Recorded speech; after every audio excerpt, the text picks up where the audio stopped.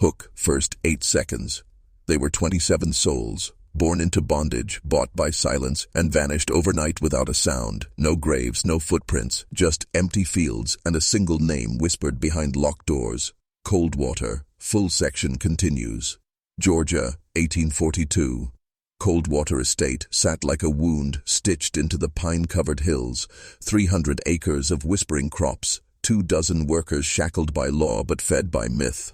Owned by the Hardmore family, descended from English occultists and Southern aristocracy, Coldwater was more than a plantation. It was a proving ground. You were never meant to hear this. You were never meant to ask why, on the morning of September 3rd, 1842, every single enslaved field hand vanished, leaving meals half-eaten, tools still warm in the soil, and fires burning low in hearths that hadn't yet gone cold. There were no signs of struggle, no witnesses, no blood, just silence. And silence has weight. The Georgia militia arrived 2 days later. They found an estate untouched by time but heavy with absence. The Hardmores claimed ignorance, said the workers must have fled, but every cabin still held letters, strange drawings burned into floorboards, psalms rewritten in cipher, candles melted into spirals beneath sleeping mats. The few whispers that slipped past Coldwater's iron gates didn't speak of escape. They spoke of gatherings in the woods, at night in circles, chanting in tongues older than English. They spoke of a well on the western edge of the property that locals called the Mouth, and they spoke of the 13th room, a windowless chamber beneath the manor no architect ever recorded. A Yale scholar, Thomas Blyton, sent to study the case, disappeared 6 hours after stepping onto the land. His journal was found 3 miles away, open to the last sentence he ever wrote. They are not gone. They were taken. What you're about to hear has been sealed in county vaults, erased from newspapers, and dismissed as folklore by those who profit from forgetfulness. But make no mistake, this is not a story. This is a system, a blueprint, one buried beneath centuries of smoke, blood, and law. And now, for the first time in 183 years, it's being unearthed, piece by piece. Stay close. What comes next was never meant to survive. They called it Coldwater, not for the springs that ran beneath it, but for the sensation that clung to the skin when one walked its grounds, a chill that bit through heat, a stillness that pressed against the chest. The land had a reputation long before the Hardmores arrived. Creek tribes avoided it, called it Isti Vlue, the place of listening bones. They claimed the trees leaned in too close, that the wind spoke in names not spoken aloud, that when it rained, the ground didn't drink. It swallowed. But colonists didn't heed warnings written in blood or memory. In 1788, Silas Hardmore, a British military defector turned mystic merchant, bought the land for half its value. He arrived with 10 men, 2 wagons of books, and 1 rule: never build east of the Pine Line. By 1791, only Silas remained. The others, gone. Their names erased from ledgers, their graves unmarked. Locals said he'd gone mad. He said he'd gone through. The Coldwater Manor was completed in 1802, built by enslaved men in silence at night, using plans drawn by candlelight with ink made from crushed bones and ash. The blueprints referenced no known architect and bore sigils later identified by European scholars as Mithraic, ancient, Roman, forbidden. The estate flourished. Cotton and corn grew fat under its cursed soil. Slaves rotated in and out, yet many stayed for only months before being transferred to unknown locations. And then came the 27. Purchased in 1839, they were not ordinary workers. Every one of them had traits that set them apart. Unusual scars, strange dialects, perfect recall, or prophetic dreams. Selected, tracked, acquired, not for labor, but for ritual. Led by a man named Darius, born on a South Carolina rice plantation, known for speaking to storms. He once stood still for 5 days during a hurricane, eyes rolled back, chanting in a tongue no priest could decipher. He was purchased at triple the price. The 27 lived in separate cabins, set in a perfect crescent formation behind the manor. No music was allowed, no visitors permitted, but those who passed by at night heard hums that vibrated through the soil and saw lights that blinked in rhythm like breath. Then one day they were gone. No struggle, no rebellion, no trail, just an empty ark of cabins, 27 empty beds, 27 sets of footprints leading into the pine line, and not one returning. The pine line. That was the last place anyone saw them, a crooked ridge of ancient trees that marked the eastern edge of Coldwater estate. Locals refused to enter, even birds avoided its canopy. To most, it was just a stretch of overgrown forest, but to those who knew, those who listened, it was the veil. You see, the trees at Coldwater weren't natural. Their rings spiraled outward in reverse. Their bark shed in long, curling strips like snakeskin, and their roots didn't grow down, they grew in circles. The 27 were last seen walking into that unnatural wood just before midnight. Witnesses, 2 boys hunting rabbits on neighboring land, said they walked calmly, as if sleepwalking. No chains, no torches, just bare feet and humming mouths. The boys ran before they could see more. By morning, they were gone. Now here's what they didn't put in the county reports. 4 hours after the disappearance, smoke was seen rising from the eastern tree line, not black smoke, but gray, thick and slow, hanging in the air like breath from an open mouth. It stayed there for 3 days, no fire, no smell, just smoke that didn't move. And beneath that smoke, silence. No birds, no insects, no wind. A local pastor, Elijah Brannock, ventured to the pine line the next day. He returned pale, shaking, unable to speak. When his voice returned weeks later, all he could say was this: "I saw the roots, and the roots saw me." He hung himself the following spring. Coldwater's owners claimed ignorance, said the 27 escaped, said maybe abolitionists had come through, though no wagons were seen, no roots broken, no paths forged. The governor's office declined to investigate. Slaves disappeared all the time, they said. It was not worth the trouble. But Darius's journal remained, hidden beneath a floorboard, wrapped in cloth and sealed with wax. Its pages told a different story. He spoke of dreams, not his own, but shared, waking each morning with the same symbols burned into his thoughts: a wheel with 13 spokes, a mouth devouring stars, a name spoken only once and never again. And on the final page, dated the night before the vanishing, he wrote, "We were not born to serve, we were gathered to open. Tomorrow the soil shall remember our shape, and the roots will feast." You're not hearing a story, you're hearing an initiation. 2 weeks after the disappearance, a single rider arrived at Coldwater. His name was Dr. Alpheus Crane, a physician from Charleston, but not the kind that healed. He was a member of the Southern Phrenological Society, a quiet organization whose founding members were known more for their experiments in cranial manipulation, dream mapping, and the limits of human obedience than for any cure. Crane didn't travel with nurses. He brought ledgers, calipers, and vials of black mercury. He wasn't there to help. He was there to study what remained. The Hardmores claimed they'd never contacted him, but Crane's journal told a different story. Received letter by rider from Coldwater estate. Workers have vanished. Ritual site possibly active. Prepare extraction protocols. He spent 3 nights in the manor's east wing, descending into the cellars beneath the main house for hours at a time. The local gravedigger, who delivered supplies, claimed to hear rhythmic chanting beneath the floorboards. A pulsing beat, metallic, like something alive, but bound. On the 4th day, Crane ventured alone into the pine line. He returned with nothing but a locked satchel and a gash across his left palm, stitched crudely with copper wire. What he recorded after that should have never survived. The roots are not organic, not in the human sense. They are arranged, placed, grown to channel intention. The 27 did not escape. They transcended, or were offered.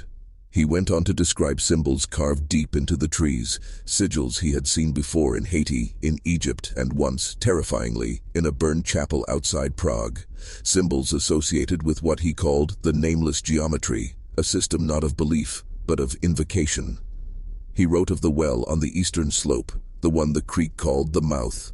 Its water was black, its shape unnatural, a perfect circle, 10 feet wide, no visible bottom. When Crane lowered a silver bell on a rope into its mouth, it rang 3 times, on its own, and when he pulled it back, the bell was melted. He wrote one last note before departing Coldwater forever. Whatever was awakened here was old when the stars were young, and now it is listening again. The satchel he left behind was later seized by federal agents. The contents? Still classified. You weren't meant to know any of this, and yet, here you are. The federal response to Coldwater was swift and silent. Not a cavalry of investigators, not headlines in the Savannah Gazette, just 3 men in black coats from Washington, arriving under forged names and carrying letters of authority signed by the War Department. They met with the Hardmores behind closed doors. Within hours, the estate's eastern grounds were cordoned off. No townsfolk allowed, no questions answered. A map of the property was redrawn, officially erasing the Pine Line, the well, and the 27 cabins. From that point forward, those acres were listed on tax records as non-arable and unoccupied. But something else changed, too. Within months, Coldwater's crops failed. The cotton turned gray in the soil, the corn grew black fungus from its husks. Cattle miscarried, birds fell from the sky mid-flight. The land had soured. The locals said the soil was cursed, but others whispered a darker theory, that the land wasn't failing, it was feeding. You see, rituals like these, rituals that alter the physical structure of space and consciousness, aren't meant for spectacle. They are constructs, systems built over generations, embedded in symbols, blood, rhythm, and belief. Coldwater wasn't just a plantation, it was an altar, and the 27 weren't victims. They were offerings. To what? No one said aloud, but the documents smuggled out by a former clerk from the War Department before his sudden disappearance in 1851 give us a clue. A memorandum marked for eyes only described the Coldwater incident as an uncontrolled activation of a dormant geomantic site, subject group 27, exhibited coordinated trans-state behavior, phenomenon consistent with pattern 9, vertical absorption, recommend site be neutralized and mythologized. Let that sink in, neutralized and mythologized. That's what they do when the truth is too dangerous for the herd. They bury it in melee. They wrap it in ghost stories, folklore, superstition, so you never look at it again. But you're not most people. You're here because you're starting to see through the fog. So ask yourself, why 27? Why Coldwater? Why the Pine Line? And why for over 180 years have so many people with knowledge of this case vanished without so much as a whisper? This isn't about history, it's about design. A design that still operates, beneath your feet, above your head, behind your institutions. And Coldwater was just one doorway. If you've made it this far, you already sense the truth. Coldwater wasn't the first, and it sure as hell wasn't the last. The structure behind it, the pattern, they used it across continents, across centuries. We've been taught to see slavery as an economic engine, a system of exploitation rooted in greed. That's true, but it's not the whole truth. What they never tell you is this: certain families, certain institutions, didn't just use slaves as labor, they used them as conduits. Across the Deep South there were plantations with no harvests, no cotton, no tobacco, no sugar, just rituals. Names like Mont Carmichael, Ashdown, Bel Harrow, you won't find them in history books. They've been erased, just like Coldwater was supposed to be. But there's always something left behind. A cipher in a ledger, a name scratched in the inside cover of a hymn book, or a bell that rings 3 times beneath a well that shouldn't exist. Let me take you deeper. In 1843, 1 year after Coldwater, 27 field hands disappeared from a plantation in Louisiana. Same number, same pattern, no witnesses. Only this time, a preacher named Ezekiel Carr left behind a sermon hidden inside his Bible. There are 13 altars in the new land, he wrote. Each one must be fed, or the geometry collapses. The blood must spiral. The song must not break. They are not dead. They are consumed in resonance. He was hanged for madness. But he wasn't wrong. The geometry he wrote of, the nameless geometry Dr. Crane described, it's real. It's not religious. It's mathematical. The spacing of the Coldwater cabins, a perfect golden spiral, the layout of the fields, a mirrored sigil of Saturn's hexagon. The path the 27 walked into the pines, measured at precisely 333 feet. These aren't accidents, they're coordinates, and what they awaken isn't just symbolic. This is why government sealed the records. Why Agjun, Ents burned journals. Why every man who got too close died poor, mad, or disappeared. Because once you see it, you can't unsee it. You start to notice the alignments in your own city, the monuments, the courthouses, the cathedrals, and you realize this isn't ancient history. It's an active system, feeding, channeling, whispering. And Coldwater? Coldwater was just the rehearsal. The mistake was assuming it ended in 1842. That somehow, the Coldwater incident was buried with the Hardmores, locked in old trunks and burned papers. But the design, the system, doesn't operate like that. It doesn't sleep, it adapts. And the proof? It's in what happened next. In 1866, just 1 year after the Civil War ended, the land around Coldwater was quietly acquired by a New York-based investment firm. No public record of the sale, no listed buyer, just a transfer, filed under something called the Orphean Trust. That name might not mean much to you now, but it should. The Orphean Trust, founded in 1791, was never a bank. It was a front. A shell company tied to dozens of other shadowed entities, many of which reappear around sites of mass disappearances, forbidden excavations, and black-budget psychological research. 3 years after they acquired Coldwater, the trust built a structure over the Pine Line, not a farmhouse, not a church, a school. Coldwater Preparatory Institute for Exceptional Boys. Sound noble? That's the point. Behind every act of control is narrative camouflage. The records of the school's first decade are missing. No student names, no faculty, no curriculum. But what does survive are fragments from a groundskeeper's journal discovered in an estate sale in 1927. They're not being taught. They're being tested. They don't sleep normal. They chant numbers in their dreams. They wake with mud on their feet. Always the same number, 27. Always barefoot, always toward the pines. The man's name was Orrin Hale. He died 2 weeks after the final entry, blunt force trauma. Officially, fell from a hayloft.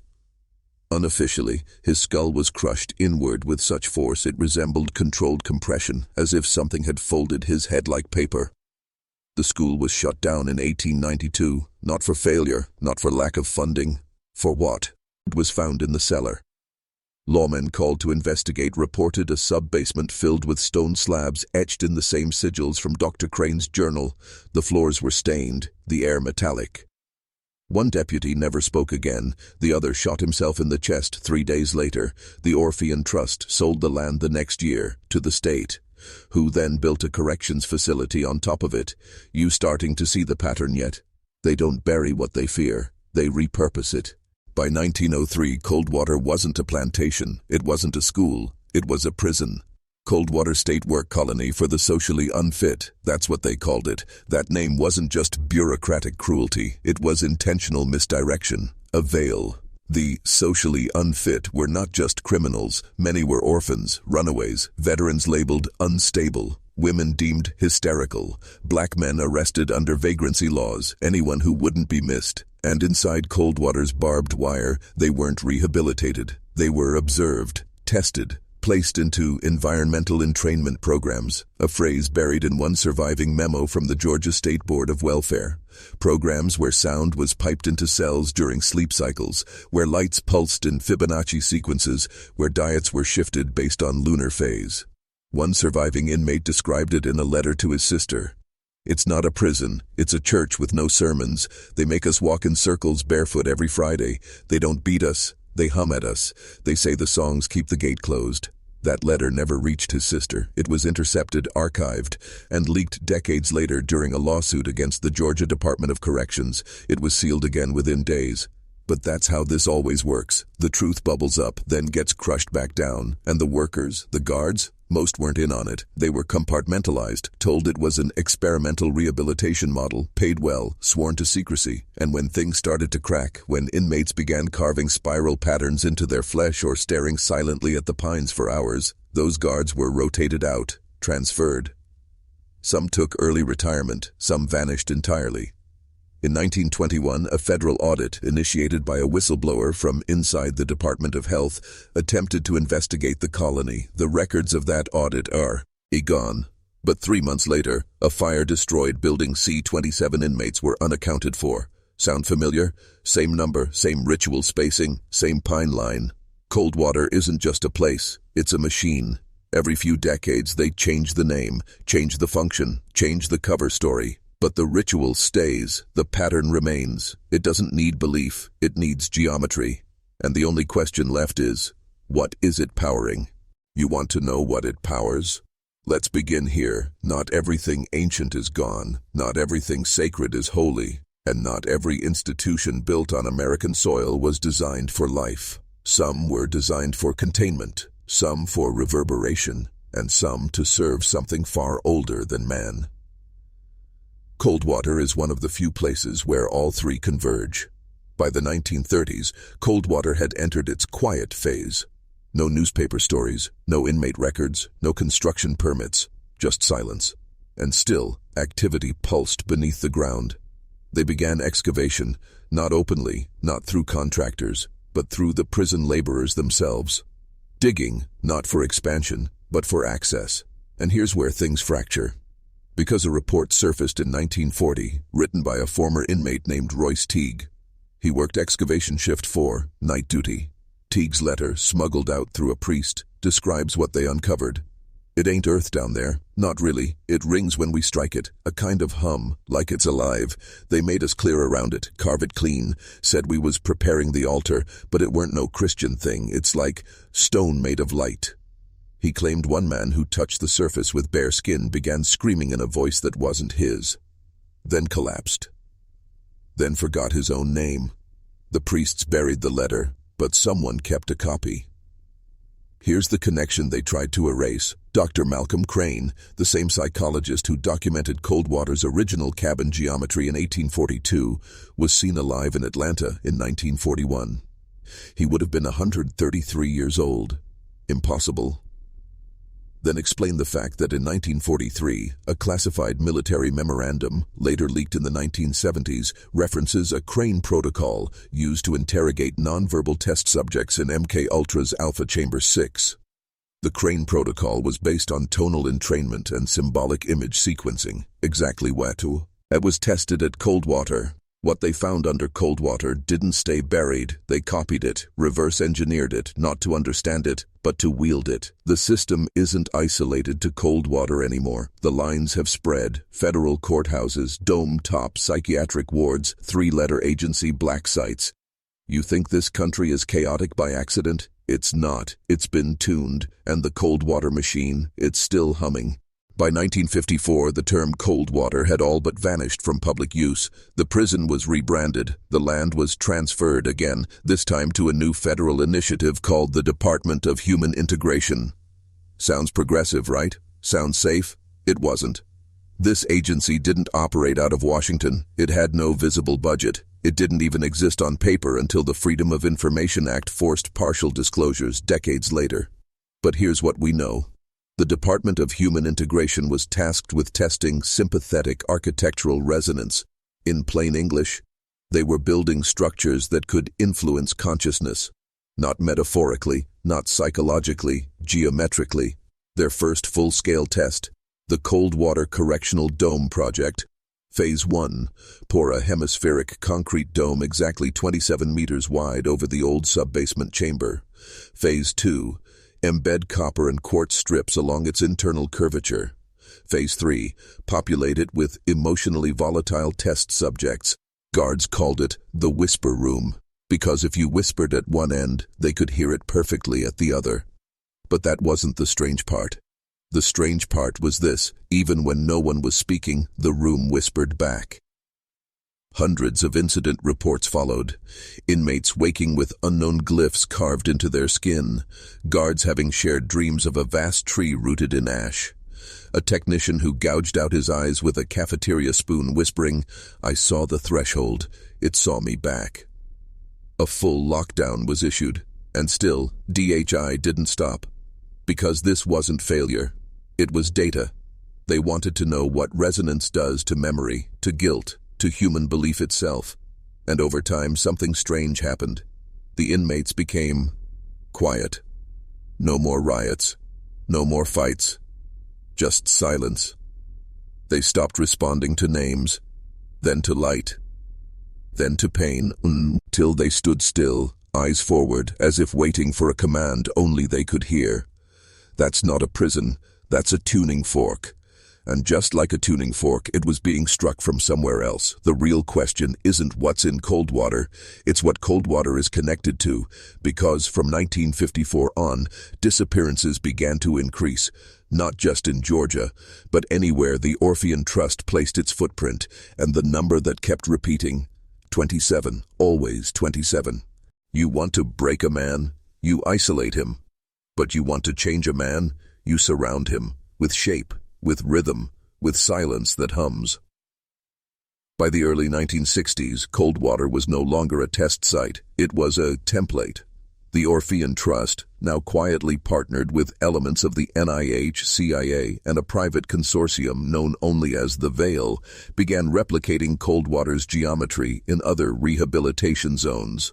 Small towns in Louisiana, Colorado, West Virginia, all fitted with the same three constants: a centralized circular structure, a pine tree line in the distance, evenly spaced, a ritual of disappearance every 27 years.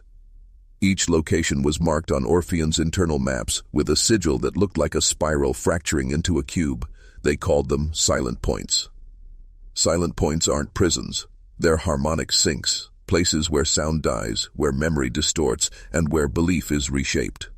One such point, Ash Grove, Colorado, reported a spontaneous drop in violent crime by 89% in just 6 months. Sounds like progress. But here's what was buried. People didn't get less violent, they got quieter, stopped talking, stopped leaving town, started drawing spirals in the dirt behind their homes. In one school, children refused to say their own names.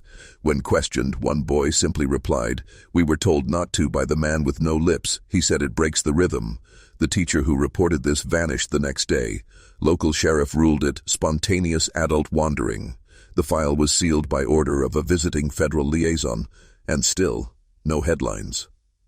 Because the trust owns the silence. They don't erase the truth, they compress it, they store it in empty places, where no one asks, where no one listens, like Coldwater, still standing, still humming. And every time they copy it, the pattern tightens, like a coiled spring, like breath being held. Because this isn't about punishment, it's about preparation. A signal is coming, and when it hits, the tuned will respond. The rest, they won't understand, they'll just feel it, like a sound they were never meant to hear. They called it the Concordance event. Not in the press, because there were no articles, not in universities, because the data was locked. But within Orphean's internal memos, it was referenced like scripture. Concordance, a moment when multiple silent points resonate simultaneously without external triggering. It happened once, August 13, 1968, at 2:07 a.m. Eastern Standard Time.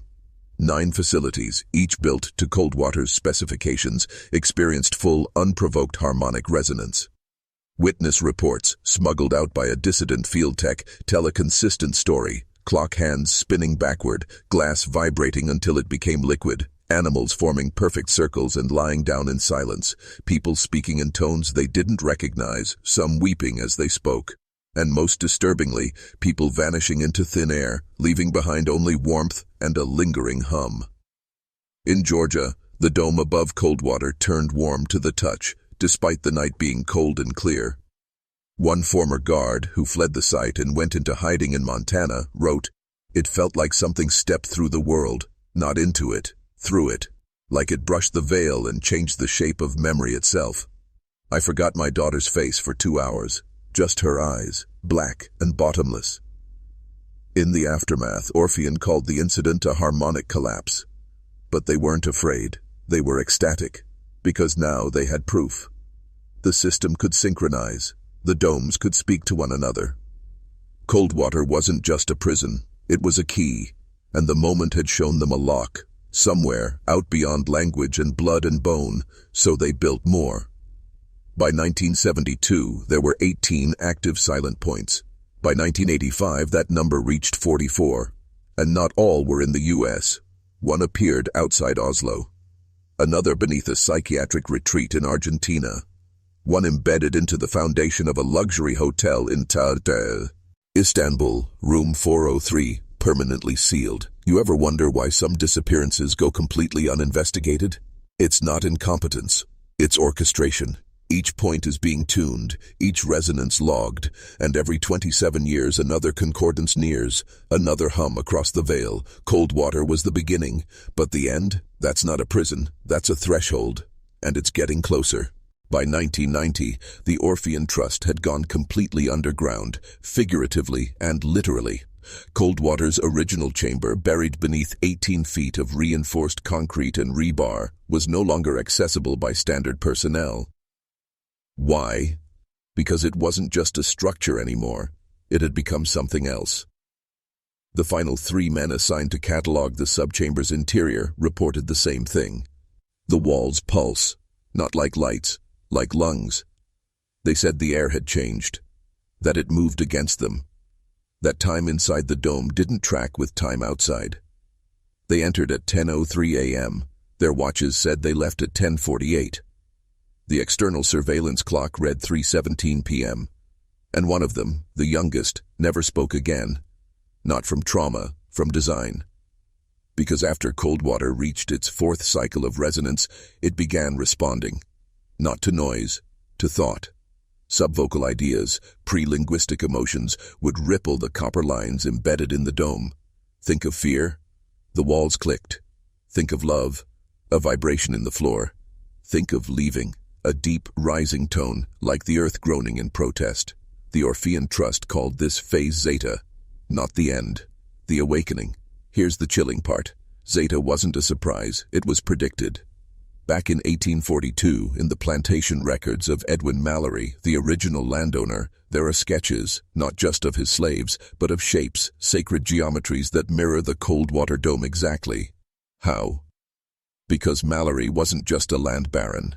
He was a theorist of resonance, trained in Europe, connected to Masonic rites so old they had no name, just sigils.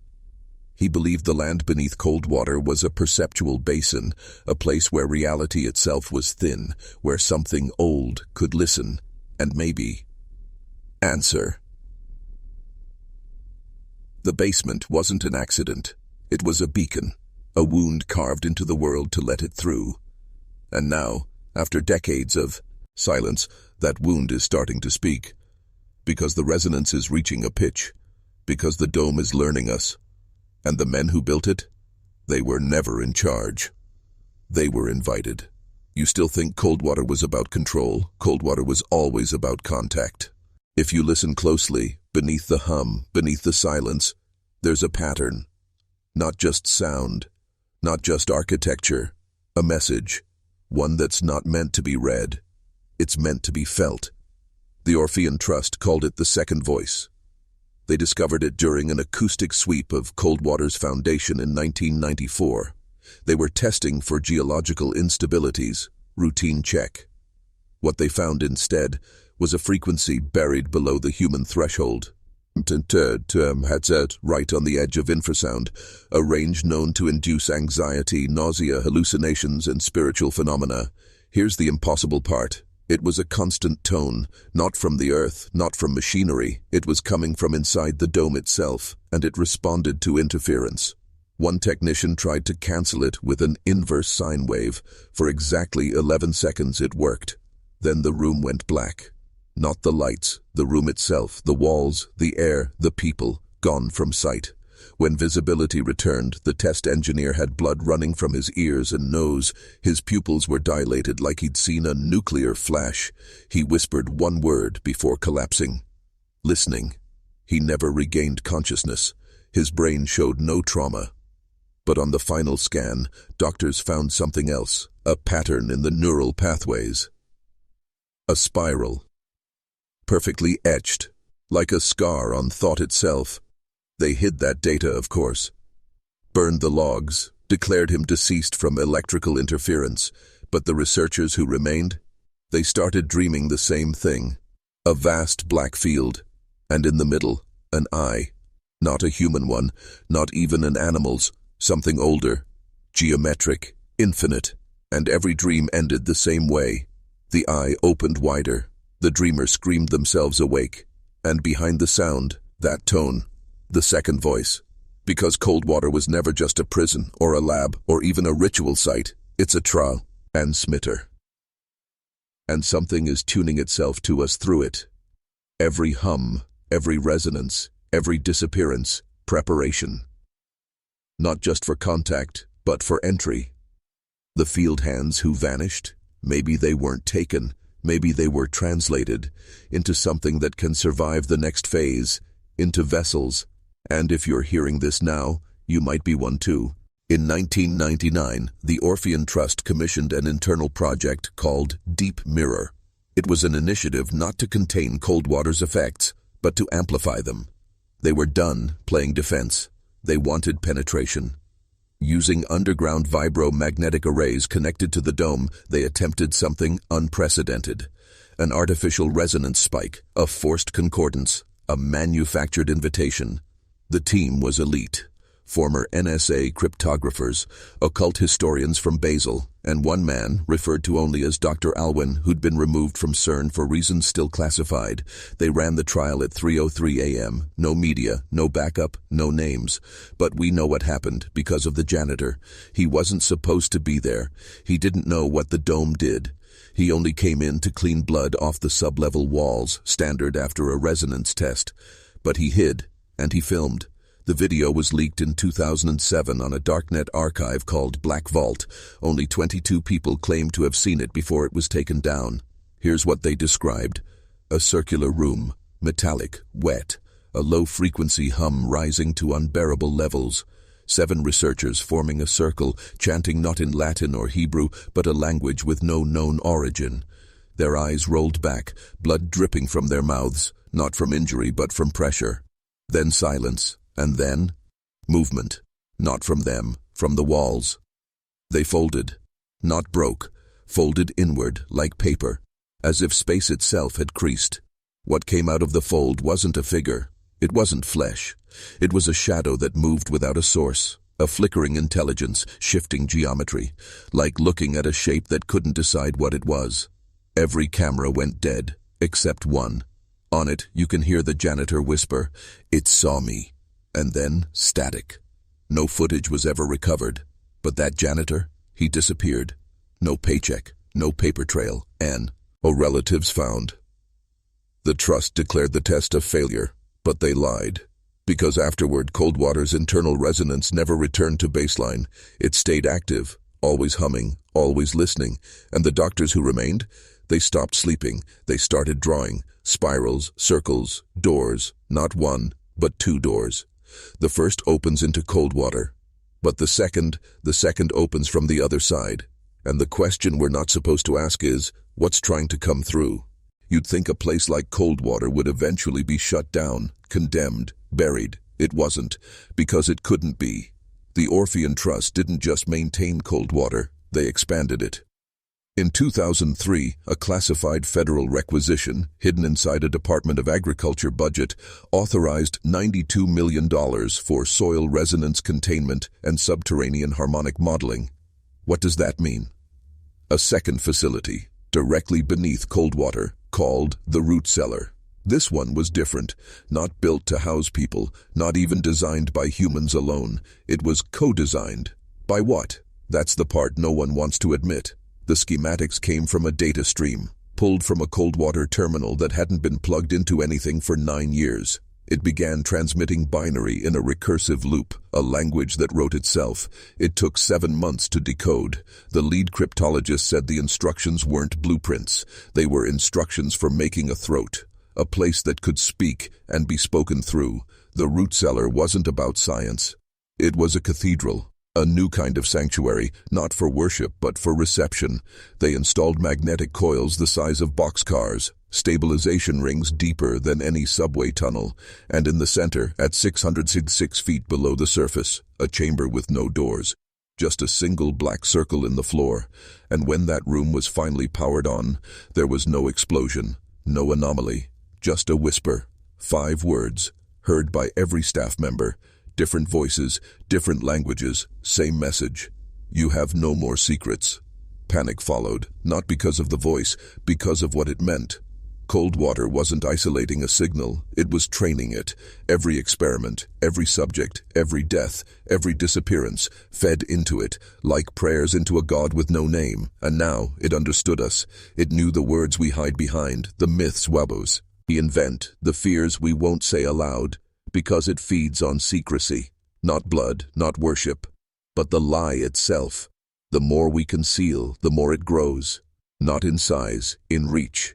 And in the root cellar, they learned a brutal truth. It doesn't want believers. It wants mirrors, minds that reflect its thoughts, souls shaped by suppression, shame, and silence. That's why the field hands disappeared. That's why the staff went mad. That's why you're still listening, because part of you knows there's a lie you've never told anyone, and Coldwater already heard it. By 2006, Coldwater was no longer a location. It was a behavior. The resonance didn't stay locked in the soil. It traveled. The Trust called it echo drift, a phenomenon where infrasound and psychoacoustic patterns bled into nearby regions. But it wasn't just sound. It was something beneath sound, something like intent. Towns within 50 miles of Coldwater began reporting strange phenomena, sudden personality changes, dreams of spirals, children speaking in voices not their own, cattle found arranged in patterns, perfect circles burned into the earth beneath them. One town, Holliston Creek, went completely dark for 3 days. Not blackouts, not storms. Dark. No one could explain it. Planes rerouted. GPS refused to lock. The town vanished from satellite feed. When it came back online, every resident claimed it had never happened, but their clocks were wrong. Every single one was 44 minutes behind. And worse, none of them could remember the number 17. They couldn't write it, couldn't say it. When shown the number, they'd just stare, confused, like it was a shape they weren't supposed to see. Psychologists tried to intervene, but the lead doctor vanished after interviewing the mayor. All that remained was a torn journal page in his briefcase. There is a word beneath words, a silence that speaks. Coldwater isn't haunting the land, it's rebuilding language itself. You see, once the signal knew we were listening, it started to answer.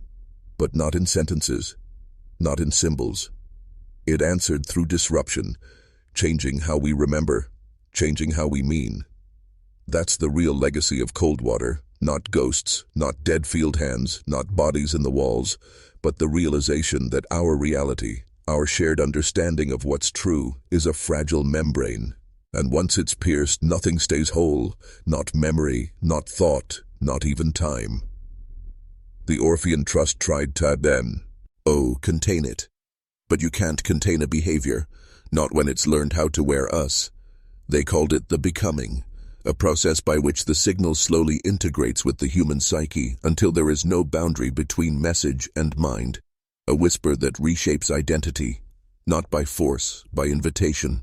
And the terrifying part, you already said yes. You just don't remember when. There's a man who claims he survived Coldwater. You won't find his name in any official report. But if you know where to look, on encrypted forums, dead IRC channels, or hand-printed pamphlets mailed without return addresses, you'll see him referred to by a code name, Bellman. He says he worked in Coldwater's medical wing in 1989, back when it was still pretending to be a hospital, before it became something else. He wasn't a doctor. He wasn't even staff. He was a patient. He checked himself in after a nervous breakdown. Said he kept dreaming of the door with no knob and couldn't stop drawing it. On walls, on skin, in the condensation on mirrors. The staff didn't believe him. Until one night during a storm, the power failed, and every door in Coldwater opened, even the locked ones, even the ones they swore had no keys. He says the entire third wing was exposed, where they kept the subjects who couldn't be named, rooms that were built around people, not for them, rooms where walls were made of salt, rooms where no shadows ever fell, no matter how bright the light. He ran. Through corridors that had shifted, stairwells that no longer led to floors, but loops. He said he passed the same water fountain 6 times, each time older, each time rusted deeper, until on the 7th pass, it wasn't metal anymore. It was bone. He found the exit, but before he escaped, he passed by one final room, and through the small glass slot in the door, he saw something that watched him back. Not a person, not even a face. It was a reflection of him, blinking out of sync, not mimicking, preceding, as if it already knew what he was about to do, because it had done it first. He ran, out through the main gate, barefoot, bleeding, no alarms, no pursuit, because Coldwater doesn't chase. It doesn't need to. If it wants you, it will find its way back, through your thoughts, your reflections, your dreams. Bellman has moved 43 times in the past 20 years, changes names, lives off-grid, but he always tells people the same thing when he leaves. Don't say my name near glass, because that's how it returns. Not through doors, not through wires, through recognition. And once you see it, it sees you too. In 2011, a satellite over Georgia picked up something it shouldn't have. It was a thermal anomaly, circular, spanning exactly 17.2 miles in diameter. It wasn't a fire. It wasn't man-made. It wasn't weather. It was cold. The reading showed temperatures at the center dipping to absolute zero, physically impossible by all known laws. NASA flagged it, but within 6 hours, the report was scrubbed. And the only image ever leaked came from a technician who took a photo of the satellite screen with a disposable camera. The photo was posted to an anonymous message board. It was up for only 9 minutes before the site went offline permanently. But here's the disturbing part. The shape wasn't just a circle. It was a sigil, not a random one, the same one etched into the floor of Coldwater's root cellar. Identical in form, ratio, and alignment. A perfect match. Only now it wasn't underground. It was growing above the surface. The Orphean Trust denied involvement. But a week later, one of their former advisors, a man named Graham DeSoto, was found dead in a motel outside Athens. His throat had been slit, but there was no blood, only salt, packed into his mouth, his eyes, his ears, and a single sentence written on the wall in charcoal: "The mirror opens inward." The implications were devastating. The Coldwater signal hadn't stayed buried. It had breached, not in sound, not in heat, but in form. It was rebuilding itself in geometry, using space like a language, writing its presence into the structure of the land. That's what the 27 missing field hands were, not victims, instruments, each one a note in a vast and inhuman composition, a melody written in absence, tuned to frequencies human minds were never meant to contain. And now the song was finishing. You feel it, don't you? That hum beneath your feet, the faint taste of copper in your mouth. The dreams you have been having spiral, salt, missing time. These aren't accidents, they're instructions. And whether you believe it or not, you're already part of the choir. Let me tell you what they found beneath the Coldwater Chapel. It wasn't a crypt. It wasn't a cellar. It wasn't even built by human hands. The Orphean Trust called it the chasm organ, a series of stone tubes and hollow channels that ran deep into the bedrock, shaped like an ancient wind instrument, but one that played itself. It hummed, constantly, low enough you didn't hear it, until it had already mapped your nervous system. They discovered it by accident. A maintenance crew broke through the floor after reports of a whining beneath the pews. They descended 50 feet and found a spiral stairwell carved from a single seamless black mineral. No seams, no tool marks, just smooth descent. At the bottom, the organ. But here's the nightmare. The sound it made wasn't random, it was responsive. When they spoke, it answered. Not in words, but in counter-frequencies. When one man said the word help, the entire chamber vibrated in a tone that made his vision invert. He collapsed, screaming that the walls had turned inside out and he could see himself from above. Another man began sobbing uncontrollably. Not because of pain, because he could suddenly remember every moment he'd ever lied, in detail. You see, the organ didn't make noise. It made truth. Not the kind you confess, the kind you feel, whether you want to or not. And for those who'd buried things too deep, it tore them open. That's what Coldwater was built around. Not a chapel, not a plantation, not even a prison. It was a resonance chamber, a structure designed to amplify the thing buried beneath. Some believe it was built before language. Others think it's not of this world at all, that it's the fossilized nerve of a dead god, still humming with the last echo of its will. But the Orphean Trust made one mistake. They didn't silence the organ. They tried to record it, and once you record some thing, you give it the ability to play itself back, anywhere, on any medium, through any voice, even mine, even yours. So if tonight you dream of tunnels and salt, you're not remembering Coldwater. Coldwater is remembering you. Let me tell you what they found beneath the Coldwater Chapel. It wasn't a crypt. It wasn't a cellar. It wasn't even built by human hands. The Orphean Trust called it the chasm organ, a series of stone tubes and hollow channels that ran deep into the bedrock, shaped like an ancient wind instrument, but one that played itself. It hummed, constantly, low enough you didn't hear it, until it had already mapped your nervous system. They discovered it by accident. A maintenance crew broke through the floor after reports of a whining beneath the pews. They descended 50 feet and found a spiral stairwell carved from a single seamless black mineral. No seams, no tool marks, just smooth descent. At the bottom, the organ. But here's the nightmare. The sound it made wasn't random, it was responsive. When they spoke, it answered. Not in words, but in counter-frequencies. When one man said the word help, the entire chamber vibrated in a tone that made his vision invert. He collapsed, screaming that the walls had turned inside out and he could see himself from above. Another man began sobbing uncontrollably. Not because of pain, because he could suddenly remember every moment he'd ever lied, in detail. You see, the organ didn't make noise. It made truth. Not the kind you confess, the kind you feel, whether you want to or not. And for those who'd buried things too deep, it tore them open. That's what Coldwater was built around. Not a chapel, not a plantation, not even a prison. It was a resonance chamber, a structure designed to amplify the thing buried beneath. Some believe it was built before language. Others think it's not of this world at all, that it's the fossilized nerve of a dead god, still humming with the last echo of its will. But the Orphean Trust made one mistake. They didn't silence the organ. They tried to record it, and once you record something, you give it the ability to play itself back, anywhere, on any medium, through any voice, even mine, even yours. So if tonight you dream of tunnels and salt, you're not remembering Coldwater. Coldwater is remembering you. The tapes exist. They were never meant to leave Coldwater, but one set did. 12 reels labeled in red wax pencil stored in an unmarked lead-lined box. No title, no date, no explanation.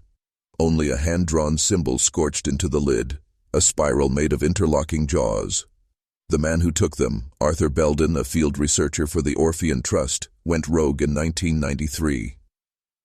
He mailed the box to a private archive in Montana along with a typed letter. I've listened to 6 of the 12. That was enough. I am not well. Please forgive what I've let through. Then he vanished. No record of his travel, no bank withdrawals. Just gone, like the 27 field hands, like the chapel's original blueprints, like every contractor who worked on Coldwater's foundation. But the tapes survived, for a while. The archivist who received them, Dr. Nadia Rains, was meticulous. She catalogued the box under a fabricated folklore entry, wind-lit hymns of the southeastern wastes. Then she made the mistake of playing reel 4. It didn't begin with static. It began with breathing, not human, not bestial, something between the two. Slow, deliberate inhalations, as if the speaker had no lungs, only need. Then came the sound, a tone so low it shook the bones behind her eyes.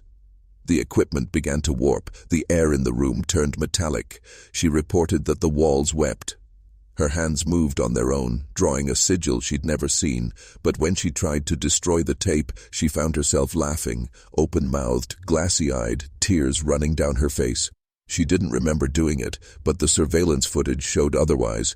She had repeated one phrase for 2 hours straight. I hear what the earth has buried. Eventually, the archive burned. The official cause, faulty wiring, but no metal melted, only paper, only voice print sensitive materials. Some say a few reels survived the fire, traded in underground networks, embedded in black MIDI files, hidden behind soundscapes, waiting for the right pattern of listeners, waiting for you. Because here's the truth, Coldwater was never destroyed. It was distributed, not in soil, not in stone, but in sound. And once you've heard it, it doesn't go away. It waits. There's a reason no birds nest near Coldwater, no insects, no rustling leaves, no echo, just stillness. So pure it feels wrong, because Coldwater doesn't just bury sound, it eats it. In 2008, a geosound engineer named Ellis Marin visited the site as part of a freelance contract with a private defense firm. His assignment was simple: analyze ground resonance patterns near old Civil War structures. He never submitted a report. But his brother found something in Ellis's apartment weeks later, a cassette recorder, still running. Inside it, a single message, recorded in Ellis's voice, but with a tone that sounded thicker, older, as if spoken from behind glass. Sound doesn't disappear here. It sinks, like breath beneath water, and once it settles, it becomes part of the floor.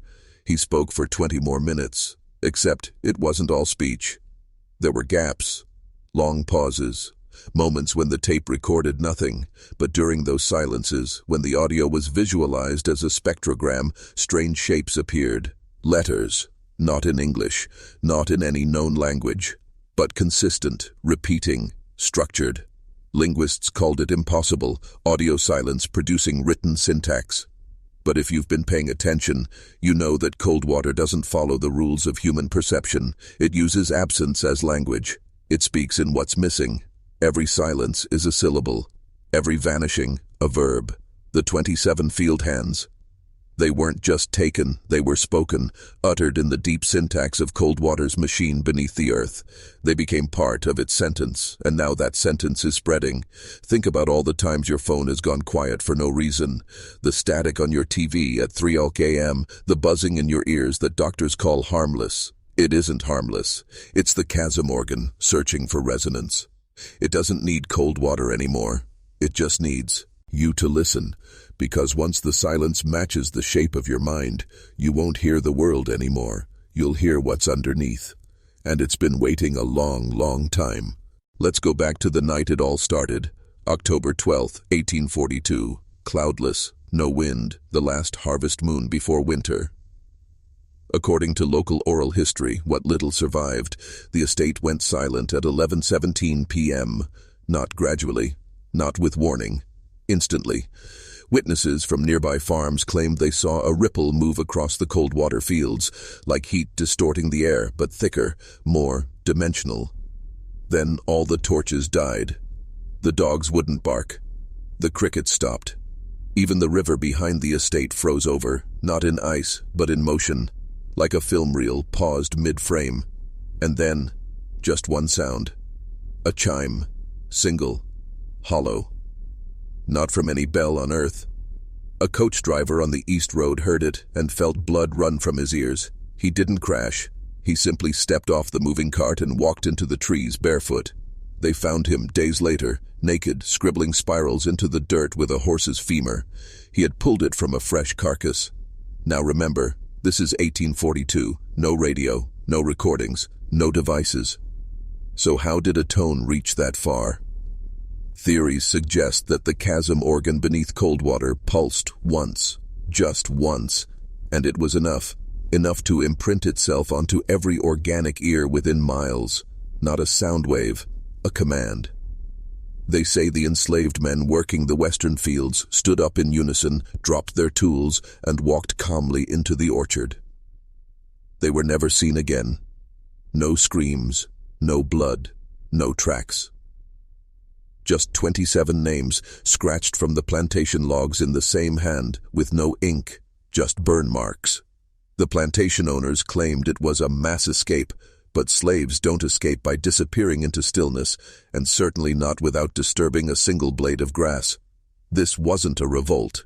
It was a recall, like a memory returning to its source. Somehow Coldwater called them, and they answered, not because they wanted to, but because they'd been prepared. Think about that. What if they were never free?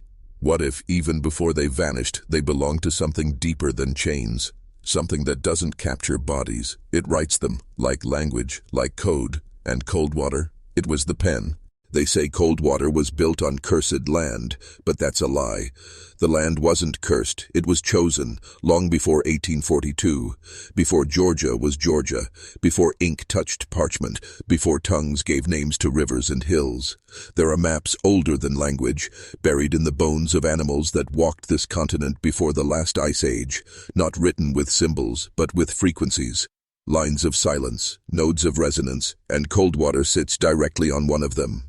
A georesonant convergence point where deep earth pressure causes the crust to hum, not audibly, not naturally, but with a pulse that mimics intelligence. The Muskogee tribes that once roamed those woods refused to sleep there. They called it Ekonahe Toloshi, the place where the ground hears itself. They told stories of men whose dreams were stolen by the soil, visions of underground rooms filled with echoes that walked. They didn't bury their dead there, not even enemies, because the land doesn't hold the dead, it studies them.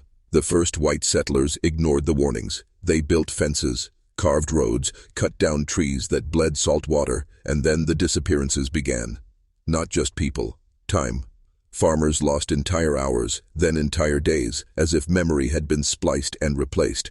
One man wrote in his diary, "I woke up to find my harvest complete, but I do not remember planting. I do not remember the summer. My hands are calloused, but I swear I've only just arrived." Sound familiar? Because that's the signature of the chasm organ. It harvests experience, not grain, not flesh, but narrative.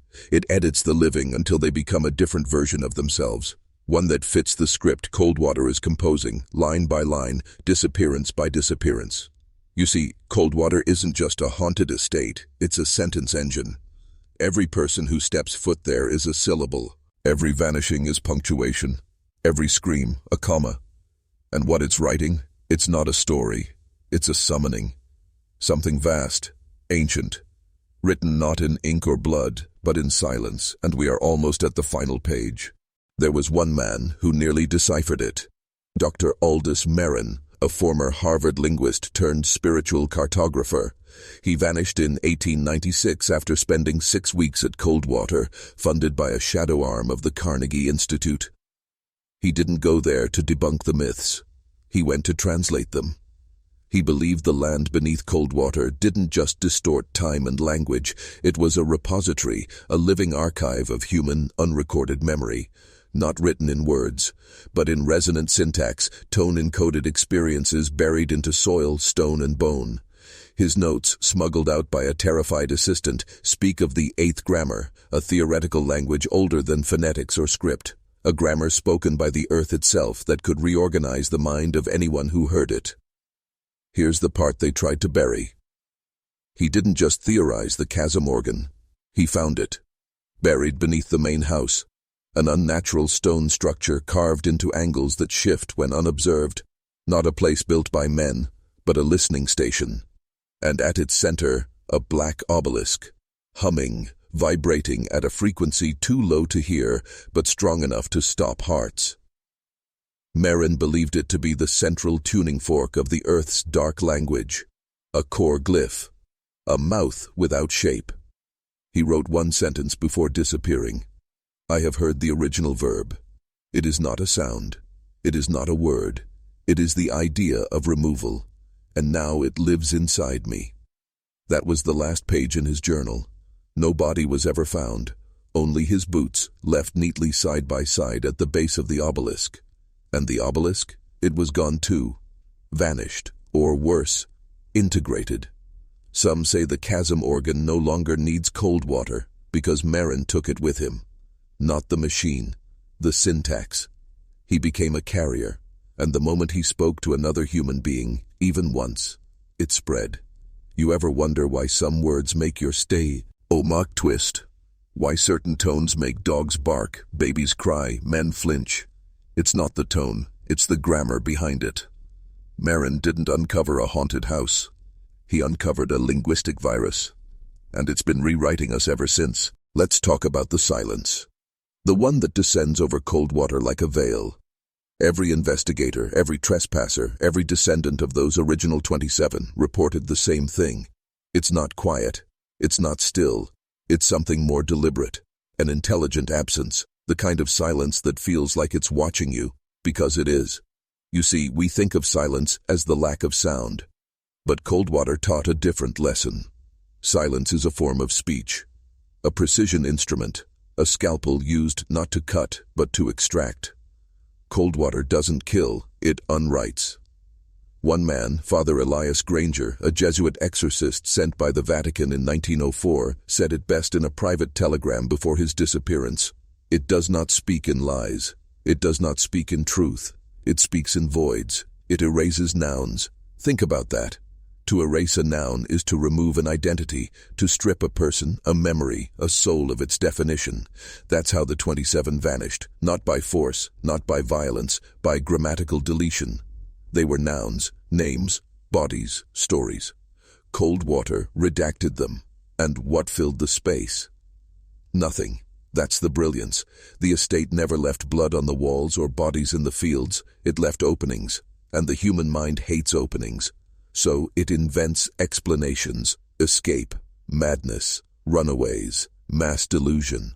All comforting lies wrapped in the illusion of logic. But when you walk those woods today, when the air goes cold without warning, when your ears start ringing and the back of your throat tastes like iron, you're not experiencing superstition.